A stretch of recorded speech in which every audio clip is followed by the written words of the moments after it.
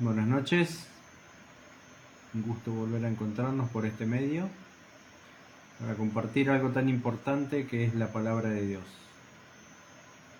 Antes de comenzar vamos a hacer una oración, vamos a inclinar el rostro. Querido Padre, gracias Señor te damos por este día, gracias por la posibilidad y la oportunidad que nos das, Señor, de meditar en tu palabra.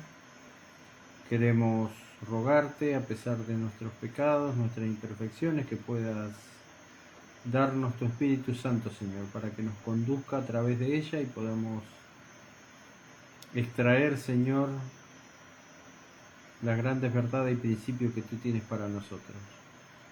Pedimos también, Señor, que tu Espíritu Santo pueda obrar en el corazón de todas aquellas personas que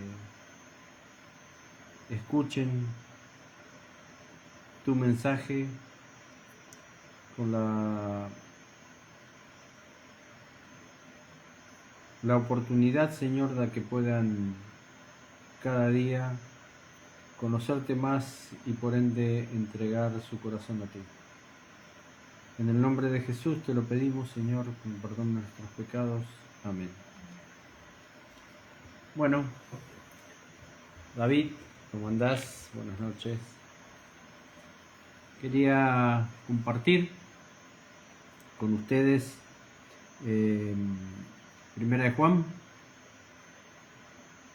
Quería que meditemos en un versículo bíblico, Primera de Juan, capítulo 2, versículo 1 y 2. Hijitos míos, estas cosas os escribo para que no pequéis. Pero si alguno ha pecado, abogado tenemos para con el Padre, a Jesucristo el justo. Él es la propiciación por nuestros pecados, y no solamente por los nuestros, sino también por los de todo el mundo. Un versículo muy bonito, porque principalmente nos habla de que Jesucristo intercede por nosotros y a causa de lo que Él hizo en la cruz, carga con nuestro pecado y nuestra culpabilidad. Pero para que esto sea una realidad, este versículo bíblico sea una realidad en nuestra vida, va a haber una respuesta nuestra. Y eso lo encontramos en el capítulo Hechos de los Apóstoles,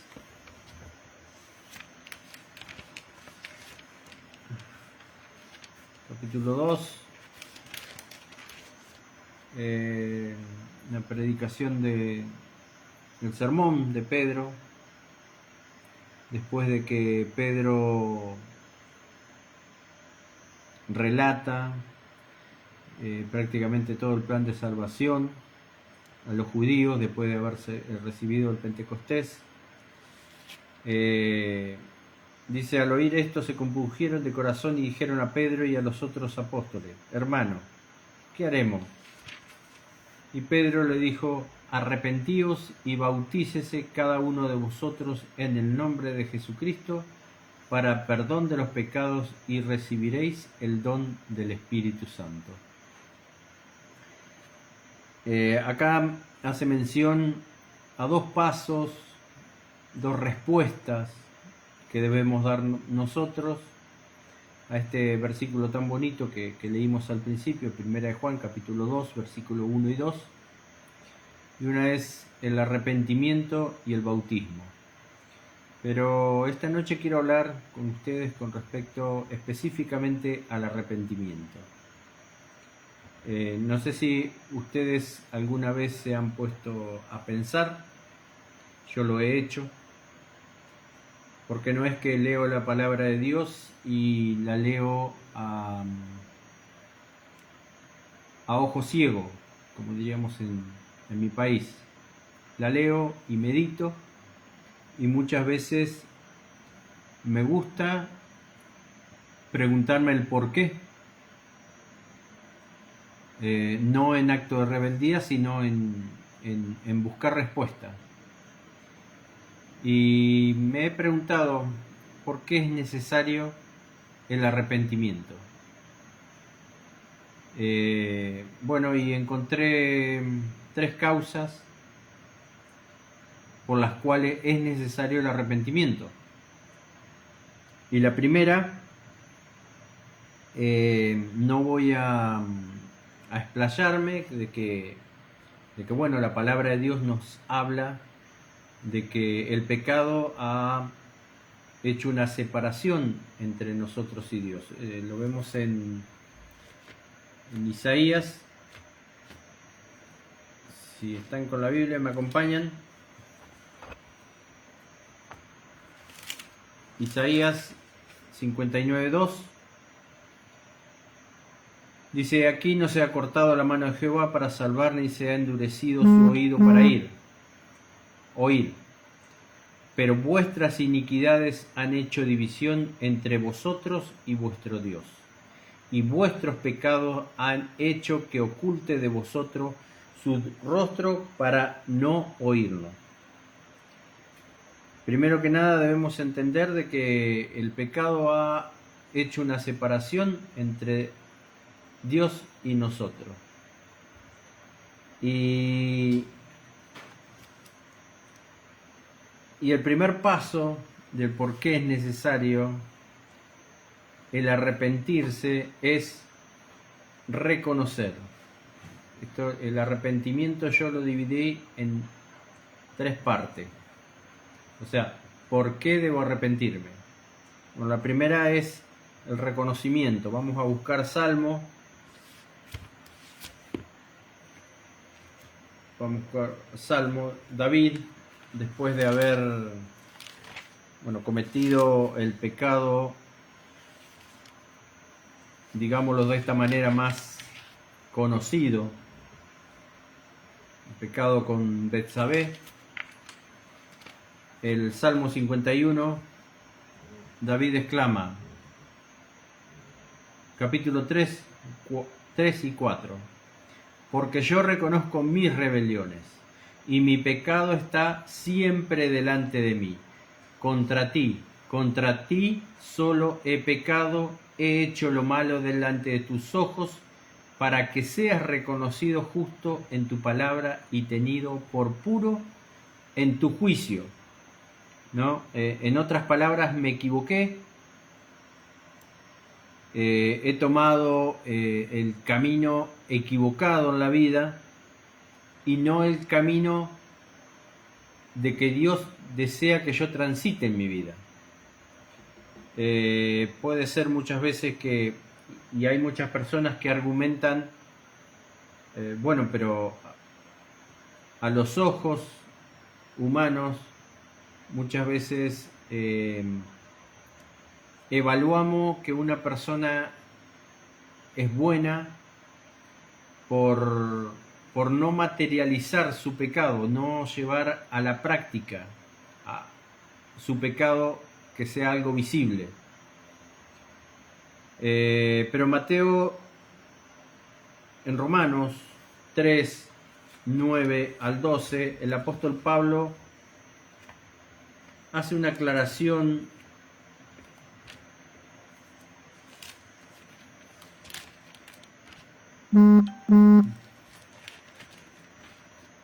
Romanos 3, 9 al 12. ¿Qué pues? ¿Somos todos mejores que ellos? De ninguna manera. Pues hemos demostrado que todos, tanto judíos como gentiles, están bajo el pecado. Como está escrito, no hay justo, ni aun uno, no hay quien entienda, no hay quien busque a Dios. Todos se desviaron a una, se hicieron inútiles, no hay quien haga lo bueno, no hay ni siquiera uno. Bueno, el apóstol Pablo establece una realidad que siempre debemos tener presente, es que todos somos pecadores. Por más que nosotros veamos que haya personas que moralmente son correctas a nuestra vista, pero Jesucristo en Mateo 5,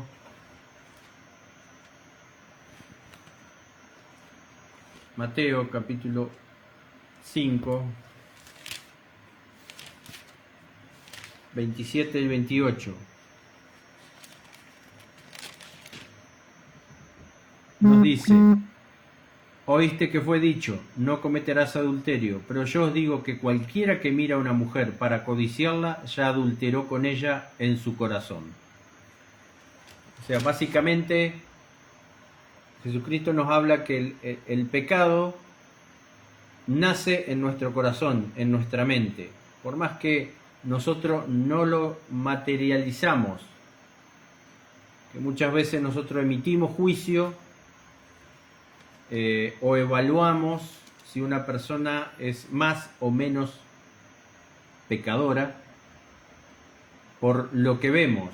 Pero acá Jesucristo, Pablo primero dice que todos somos pecadores, no hay ni uno, y Jesucristo nos dice que el pecado ya está en nuestra mente, en nuestro corazón, por más que muchas veces no se vea materializado. En Marcos 7,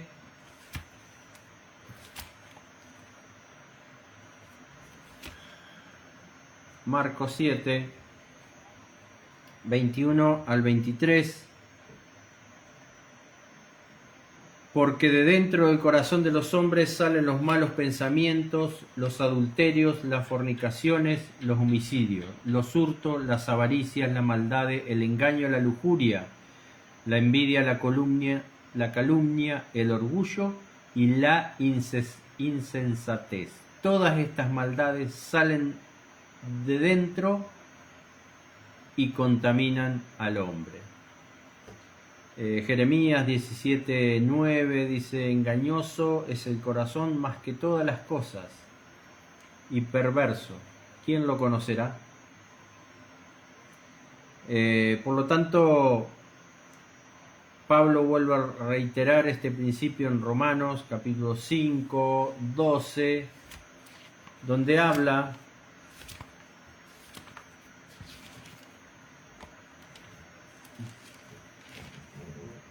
por lo tanto, como el pecado entró en el mundo por un hombre y por el pecado la muerte, así la muerte pasó a todos los hombres por cuanto todos pecaron.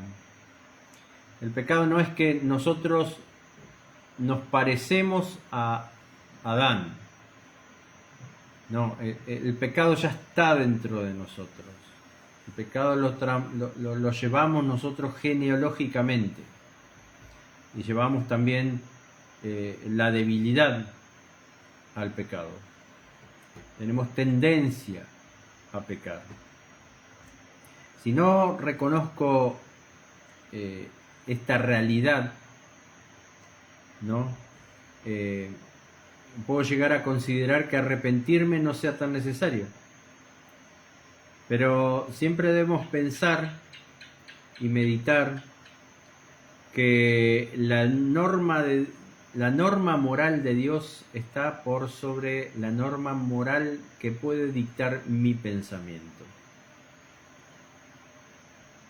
Por eso, cuando nosotros nos ponemos a pensar por qué debo arrepentirme, el primer paso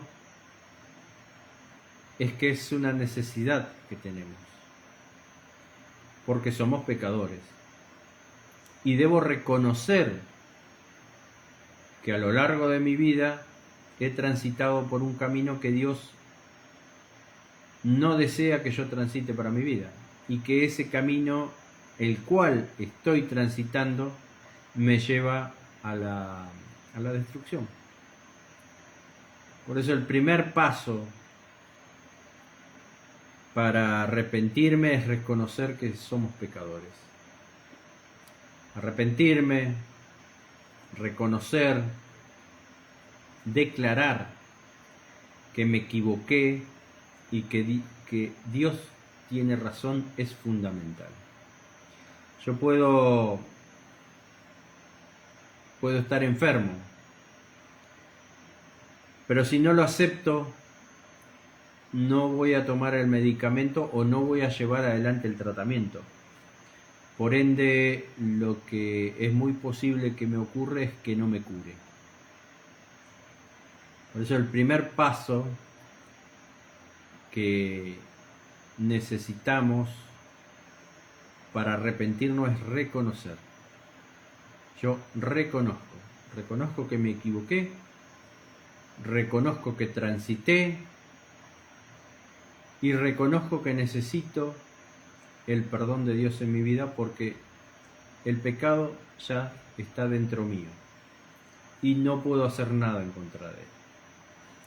El segundo punto en el cual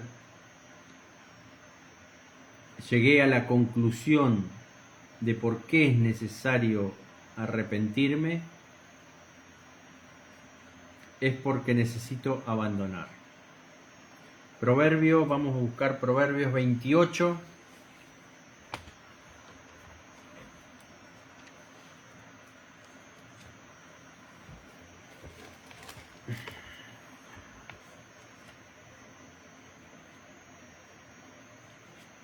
...28, 13...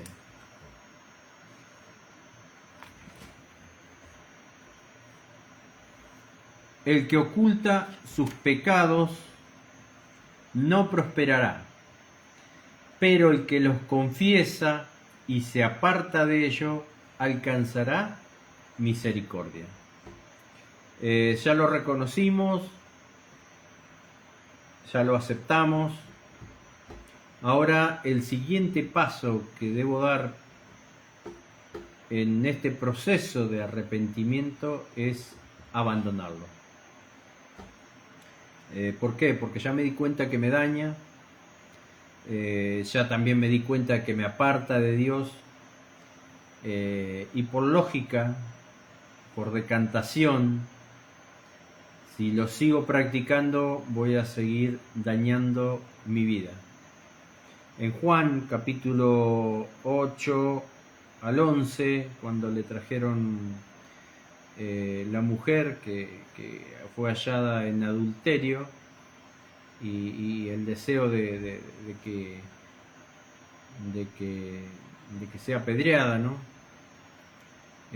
Jesucristo le dijo, lo resumo así para no buscarlo,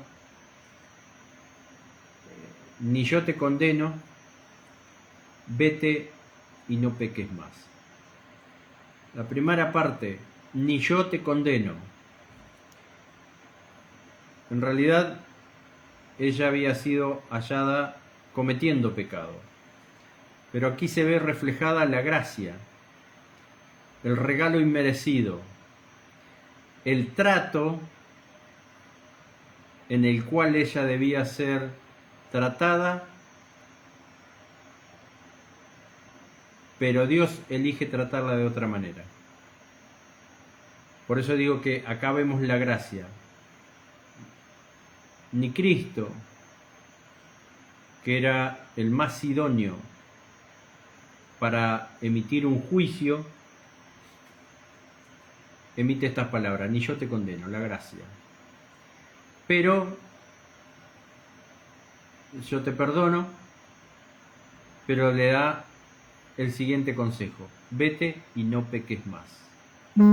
El abandonar esa práctica que la llevó a esa instancia. En Juan capítulo 5, 14 encontramos al paralítico y cuando Jesucristo realiza el milagro en el paralítico, le dice unas palabras también, mira, has sido sanado. Otra vez encontramos la gracia. No peques más para que no te venga algo peor. La gracia derramada en la vida de este paralítico al ser sanado, y evidentemente esta parálisis estaba relacionada con algún pecado que él estaba cometiendo. Por eso la orden, vete y no peques más. Venías pecando y ese pecado te condujo a esta parálisis. No importa, Cristo es nuestro sumo, como leímos el primer versículo, nuestro abogado, y Él intercede por nosotros, por lo tanto Él le ofrece la sanidad y la restauración. Pero a su vez le dice, no peques más para que no te vuelva a acontecer algo peor. En Corintios capítulo 15, versículo 34, Pablo le habla a la iglesia y después de darle diferentes consejos para modificar la conducta que ellos venían teniendo, le dice, velad debidamente y no pequéis, porque algunos no conocen a Dios.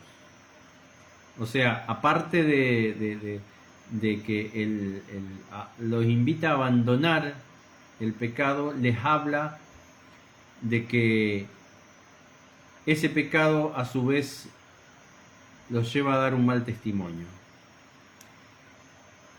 Debemos entender que el perdón de Dios no es solo amnesia de Dios. No es que solamente Dios te perdona y olvida. De hecho, Dios dice que sí, que Él te perdona y olvida, pero nosotros no debemos interpretarlo que es solamente la amnesia de Dios, sino también que el perdón de Dios es limpieza. Dios derrama la gracia sobre la mujer adúltera, Dios derrama su gracia sobre el paralítico, y sobre estos dos casos les da el consejo, vete y no peques más. De la misma manera que Dios derrama la gracia en cada uno de nosotros, pero también nos invita a no pecar más. Porque como dije en el primer paso que estuvimos viendo, una vez que reconocemos que somos pecadores y una vez que reconocemos que el camino que veníamos llevando nos conduce a algo destructivo, debemos ser conscientes de que si persistimos en el pecado, por más que recibamos la gracia, vamos a volver al camino que estábamos antes y vamos a la destrucción. Por eso el primer paso era reconocer los pasos del arrepentimiento, reconocer, abandonar, y el tercer paso que interpreto a la luz de lo que pude ver en la palabra de Dios es volver a Dios. En Isaías 55, 7. Isaías 55, 7.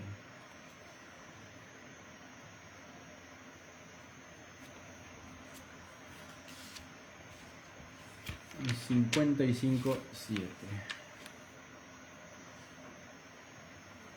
Deje el impío su camino y el hombre inicuo sus pensamientos, y vuélvase a Jehová, el cual tendrá de él misericordia, al Dios nuestro, el cual será amplio en perdonar. Ya reconocimos, ya abandonamos, ahora debemos pensar qué vamos a hacer con ese vacío que nos queda. Ese vacío, vamos a decirlo de esta manera, que nos queda de nuestra vida anterior. Nosotros veníamos transitando una manera de vivir y al encontrarnos con Dios, reconozco que esa manera de vivir no era la que Dios pretende, reconozco que esa manera de vivir me lleva a la destrucción, por lógica abandono, y ahora ¿qué hago? Bueno, este versículo bíblico, vuélvase a Dios.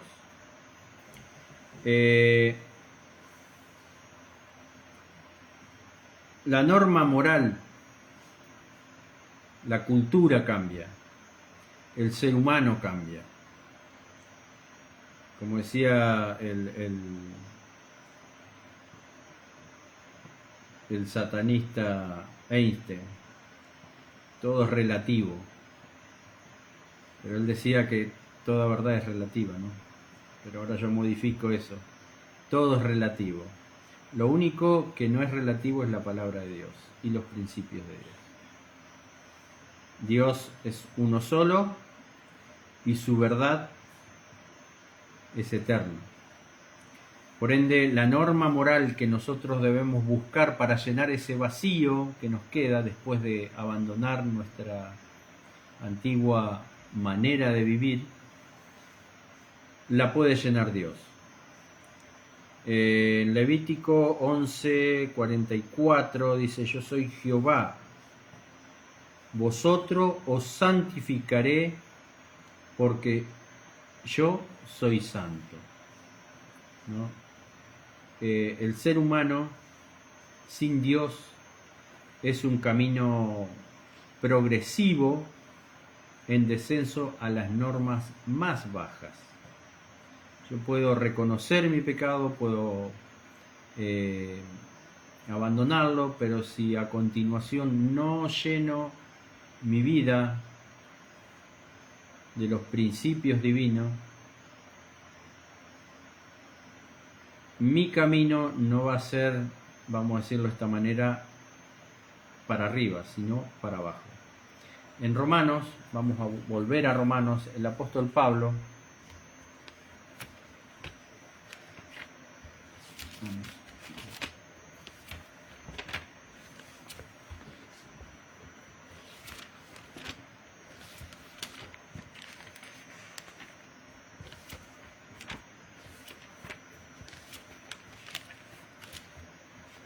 Romanos capítulo 1, 21 al 32. Ya que habiendo conocido a Dios, no lo glorificaron. Fíjense que utiliza la palabra conocido. Ya que habiendo conocido a Dios, no lo glorificaron como a Dios, ni le dieron gracias, al contrario, se envanecieron en su razonamiento, y su necio corazón fue entenebrecido. Pretendiendo ser sabios, se hicieron necios, y cambiaron la gloria de Dios incorruptible por imágenes de hombres corruptibles, de ave, de cuadrúpedo y de reptiles, idolatría.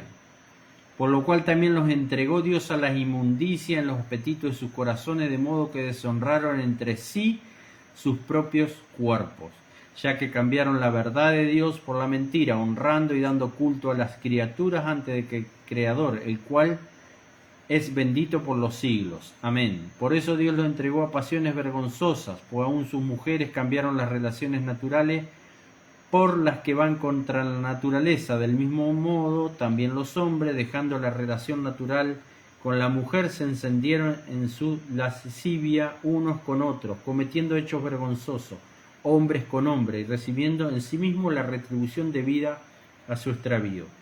Como ellos no quisieron tener en cuenta a Dios, Dios los entregó a una mente depravada para hacer cosas que no deben, estar atestado de toda injusticia, fornicación, perversidad, avaricia, maldad, seno de envidia, homicidio, contienda, engaño y perversidades. Son murmuradores, calumniadores, enemigos de Dios, injuriosos, soberbios, vanidosos, inventores de males, desobedientes a los padres, necios, desleales, sin afecto natural, implacables, sin misericordia. Esos, aunque conocen el juicio de Dios, que los que practican tales cosas son dignos de muerte, no solo las hacen, sino también se complacen con los que la practican. El apóstol Pablo describe la condición del ser humano cuando ignora los principios divinos. Y no voy a volver a leerlo, ¿no? Pero fíjense que es paulativa la degradación. Pues hoy hablaba que es necesario que nosotros, una vez que reconocemos que somos pecadores, abandonamos el pecado, pero a su vez debemos llenar ese vacío con los principios divinos y con el conocimiento de Dios. Porque si nosotros no lo hacemos, vamos a volver a caer. Y en un camino de degradación moral. Porque la norma más alta la tiene Dios. Todo lo demás es relativo. Y acá en Romanos Pablo describe el rechazo a Dios, describe la pérdida de la manera de discernir, porque dice que se hicieron necio, su necio corazón fue entenebrecido, cambiaron lo bueno por lo malo, que es algo que ocurre hoy normalmente. Después se degradaron porque cambiaron su naturaleza, se encendieron hombres con hombres y sus mujeres dejaron sus pasiones. Dice que Dios los entregó a pasiones vergonzosas, porque en sus mujeres cambiaron sus relaciones naturales, o sea, se degradaron como seres humanos, como la creación de Dios. Y después viene la destrucción, ¿no? Porque nos dice, esos, aunque conocen el juicio de Dios, que los que te practican tales cosas son dignos de muerte, porque no solo las hacen, sino también se complacen con los que la practican. Por eso es necesario entender y comprender que una vez que yo voy dando estos pasos, el último paso es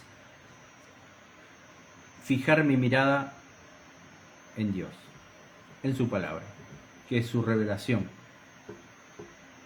Y no confiar tanto en lo que yo pienso, yo creo, yo siento. Acordémonos que para el pueblo alemán lo que hacía Hitler estaba bien, pero no era lo mismo para las demás personas, en este caso los judíos, ¿no? Algo bueno para unos, para otros no era tan bueno. Algo similar sucedió con Saulo, un ejemplo bíblico también. Saulo en 1 Timoteo capítulo creo que 13:1, nos dice que él perseguía, encarcelaba y consentía en la muerte de los cristianos. Sin embargo, él consideraba que estaba haciendo algo bueno, pero él dice, lo hacía por ignorancia. Pero en realidad, si uno le preguntaba a los cristianos, no estaba haciendo algo bueno, lo estaba persiguiendo a ellos. Por eso digo que la norma en nuestra vida, una vez que sigo los pasos del arrepentimiento, debe ser los principios divinos. Ejemplos bíblicos tenemos en Jueces 21:25, cuando el pueblo de Israel dice que en aquellos días no había rey, y dice cada uno hacía lo que bien le parecía, ¿no?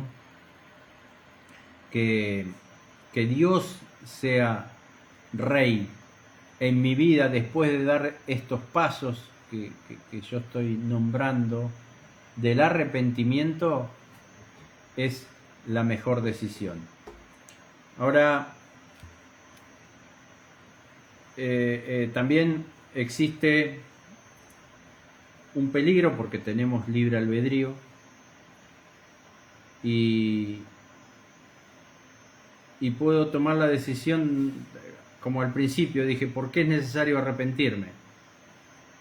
Bueno, el arrepentimiento es necesario porque yo reconozco, porque yo abandono y porque yo acepto la nueva vida que Dios me ofrece a través de su palabra. Pero también está la posibilidad de que yo no me arrepienta, o no me arrepienta sinceramente. En Levítico, vamos a buscarlo, en Levítico capítulo 5, 15, en el Pentateuco,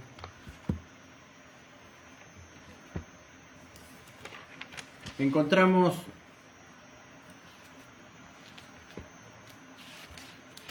un pecado, expiación por pecado, es llamado por pecado involuntariamente o por yerro, ¿no? Dice, si alguna persona comete una falta y peca involuntariamente en las cosas santas de Jehová, presentaré presentará por su culpa a Jehová un carnero de los rebaños sin defecto, valorado en los ciclos de plata según el ciclo de santuario. ¿Y cuál es el pecado de yerro o involuntariamente? Bueno, el 5, 3 y 4 nos da unos ejemplos.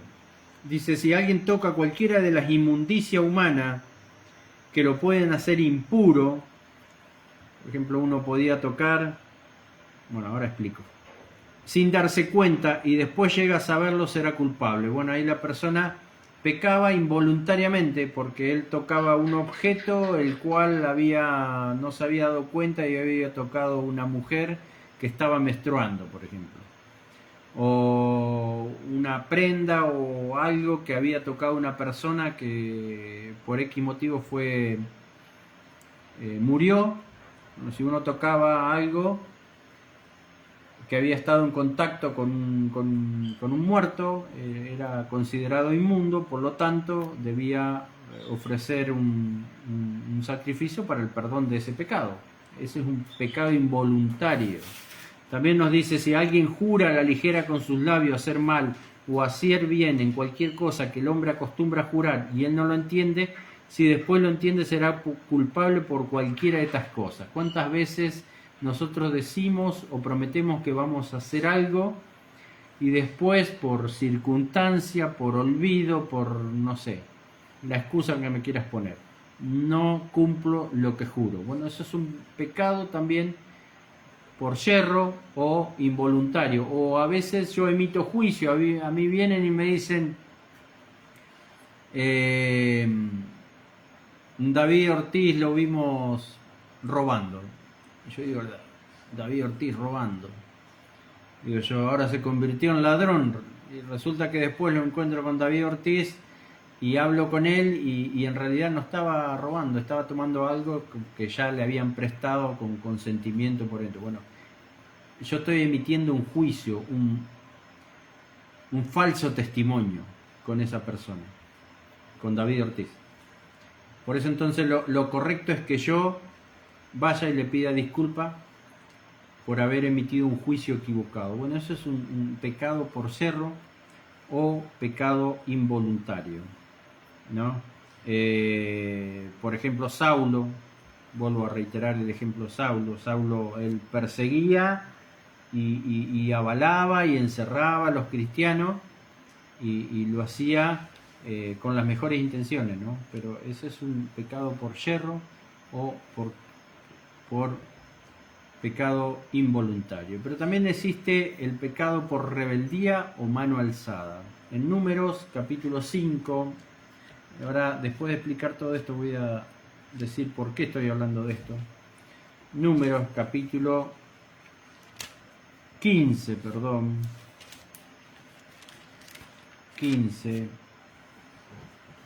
29 y 30. Dice, una misma ley tendréis para que el peque involuntariamente, ya se trate uno de los hijos de Israel o del extranjero que vivan entre ellos, pero la persona que haga algo con soberbia, sea el natural o el extranjero, ultraja a Jehová. Esa persona será eliminada de en medio de su pueblo, por cuanto tuvo en poco la palabra de Jehová y menospreció su mandamiento. Esa persona será eliminada por completo y su pecado caerá sobre ella. Bueno, y a continuación tenemos la lapidación de un violador del sábado. El versículo 32 al 36. Una persona que del pueblo de Israel, que conocía la ley, que ya había recibido los mandamientos, que sabía que el sábado no debía trabajarlo, abiertamente, a mano alzada o en rebeldía, dice, a mí no me interesa, yo voy a hacer lo que yo quiero, no me interesan las leyes que he conocido. Bueno, eso es un pecado por rebeldía o a mano alzada. Bueno, ese pecado directamente debía ser eliminado. De hecho, lo lapidaron a él, no lo apedrearon, ¿no? Es el pecado que aún sabiendo que lo estoy haciendo mal, persisto en él o encuentro excusas para seguir haciéndolo. Las excusas somos muy buenos para encontrar excusas cuando nos encontramos de frente con algo que estamos haciendo malo. Y del pecado a mano alzada o el pecado imperdonable en la Biblia tenemos mucho. Nombrar algunos, por ejemplo, el pecado de Judas Iscariote. Judas Iscariote convivió con Jesucristo 3 años, vio todo lo que tenía que ver, sin embargo, lo entregó, ¿no? Lo entregó por dinero y después de esa entrega tuvo remordimiento y fue y se ahorcó. El otro ejemplo que tenemos es el faraón de Egipto, cuando Moisés fue a pedirle que por intermedio de Dios, fue a pedir que el faraón libere al pueblo de Israel. Dice la palabra de Dios que empezó rebelándose contra Dios, porque prácticamente le dio 10 no a Dios, ¿no? Y terminó con un corazón, dice la palabra de Dios, endurecido, a tal punto que murió ahogado en el Mar Rojo. Ese es un pecado a mano alzada, un pecado de rebelión. Aún sabiendo lo que dice Dios, no me interesa y persisto en hacerlo. Encontramos en Saúl, en 1 Samuel capítulo 13 en adelante, Saúl ofreció sacrificios que solo le correspondían hacerlo a un sacerdote, a un sumo sacerdote, porque Dios lo había dicho, ¿no? Pero cuando fue confrontado, él argumentó que lo hizo porque Samuel se demoraba y él tuvo miedo del pueblo. Bueno, podemos decir que fue un pecado por debilidad, por miedo. Pero después en 1 Samuel capítulo 15, Dios le dice directamente en una batalla, ¿no?, que Dios le ordena destruir todo, ¿no? Y no lleva a cabo esto. No destruye todo, argumenta que había encontrado un tesoro y ese tesoro iba a ser para el santuario. Era mentira. Dios le había dicho algo y debía cumplirlo tal cual Dios le había dicho. Las excusas de que iba a ser para el santuario no importaban. Y cuando lo confronta Dios por medio del profeta Samuel, en el versículo 24, dice: he pecado otra vez porque temía al pueblo. Pero en el versículo 30, a pesar de haber confesado su pecado y el argumento de que lo hizo por otra vez por miedo al pueblo, le pidió a Samuel que lo honre delante del pueblo.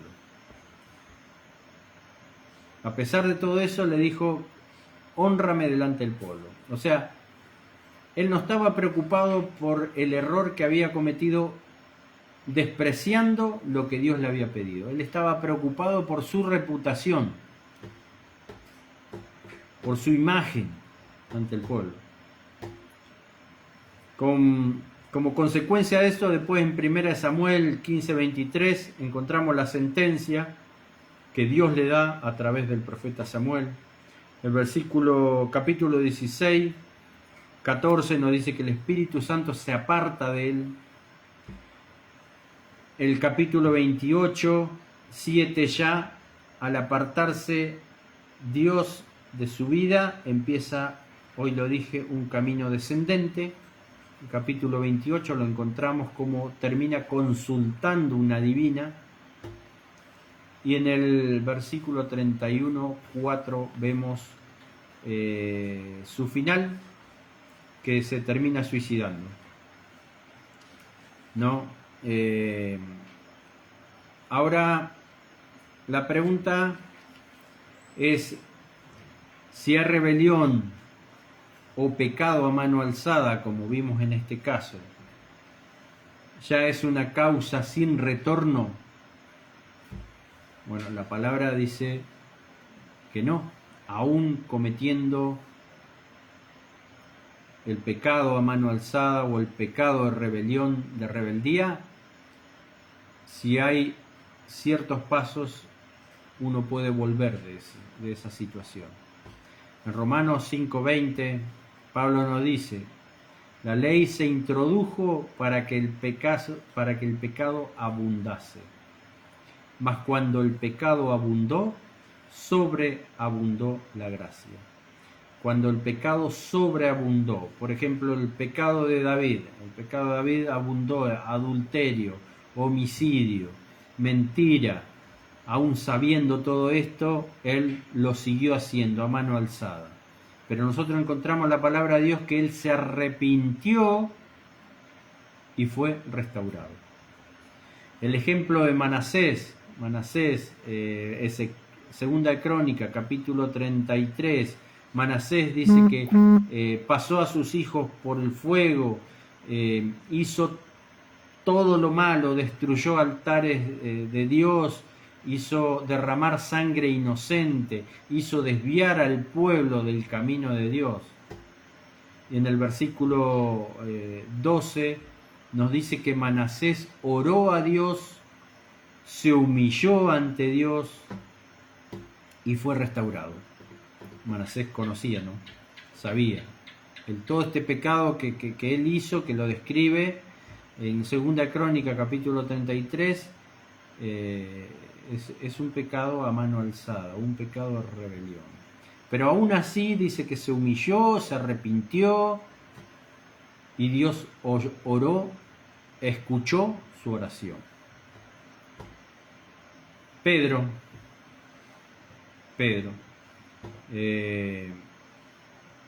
negó a Cristo a tal punto que juró que no lo conocías, y no una vez, sino 3 veces.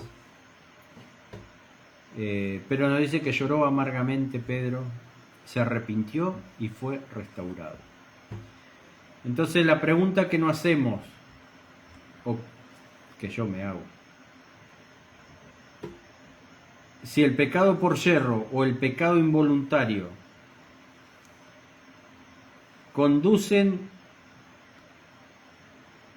al mismo destino que el pecado a mano alzada o en rebeldía, ¿cuál es la diferencia? En Proverbios 29:1,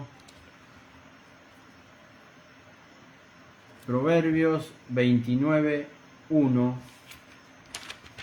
encontré una respuesta interesante.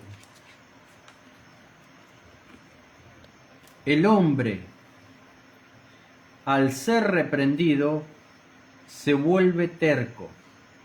De repente y sin remedio será quebrantado, ¿no?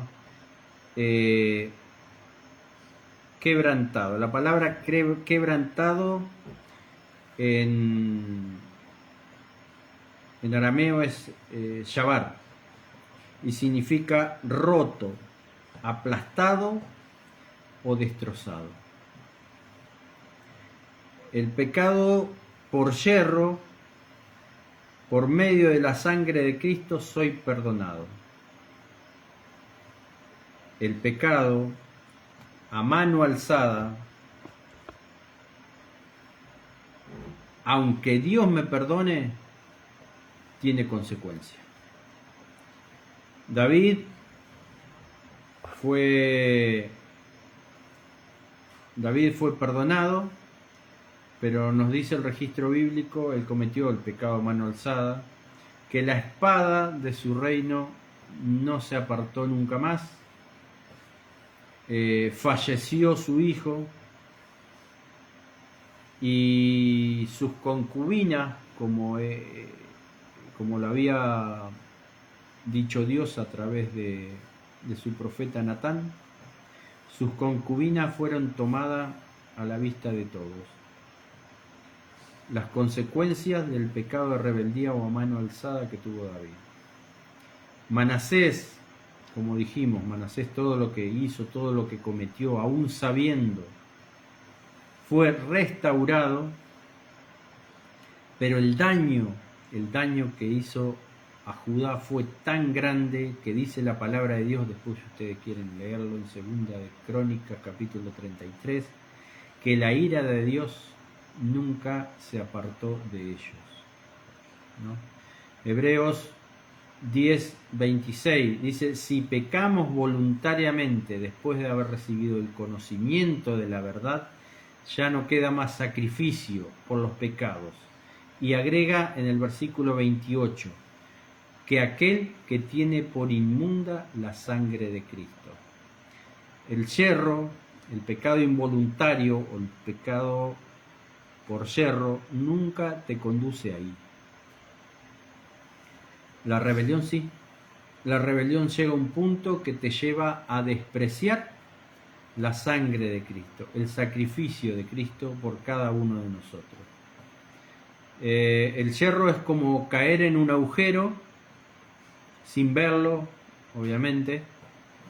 Gritás, te sacan y quedás limpio. El pecado por rebelión o a mano alzada, ves el hoyo, saltás igual, te quebrás y seguís saltando hasta que un día no salís más. Ese es el problema con el pecado por rebelión o a mano alzada. El yerro termina en arrepentimiento. La mano alzada a veces termina en arrepentimiento, pero a veces tampoco no termina en arrepentimiento, porque el corazón se va endureciendo tanto y nos vamos acostumbrando a cometer pecado y lo naturalizamos, que no nos lleva a arrepentimiento, nos lleva a la destrucción. El perdón está disponible para los dos. Pero el que peca a mano alzada juega con fuego. Hebreos 3, Hebreos capítulo 3, 15.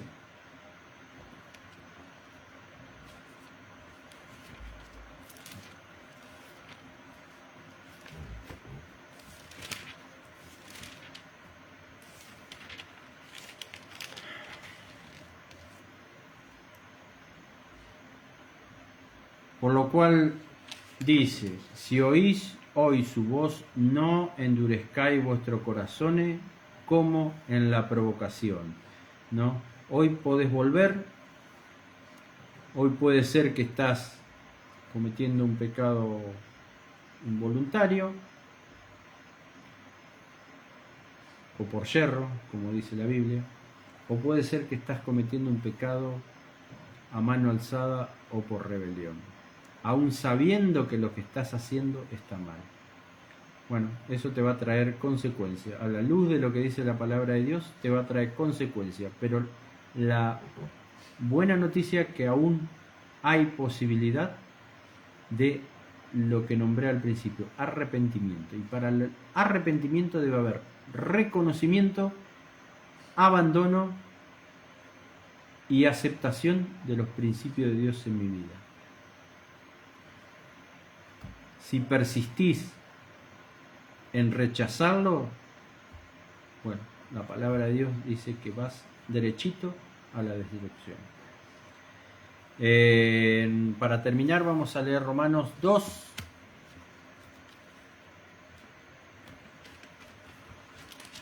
capítulo 4 y 5. O menospreciáis la riqueza de su benignidad, paciencia y generosidad, ignorando que su benignidad te guía al arrepentimiento, pero por tu dureza y por tu corazón no arrepentido, atesoras para ti mismo ira para el día de la ira y de la revelación del justo juicio de Dios.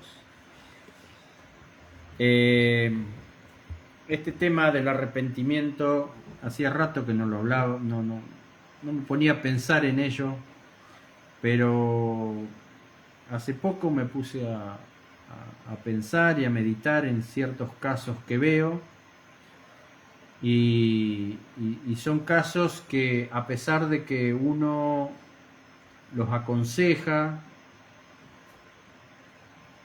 voy a utilizar la palabra los amonesta porque es una palabra bíblica, pero en realidad la amonestación bíblica es el consejo. Por eso digo, uno los aconseja, persisten sus excusas para seguir embarrado en el pecado a mano alzada.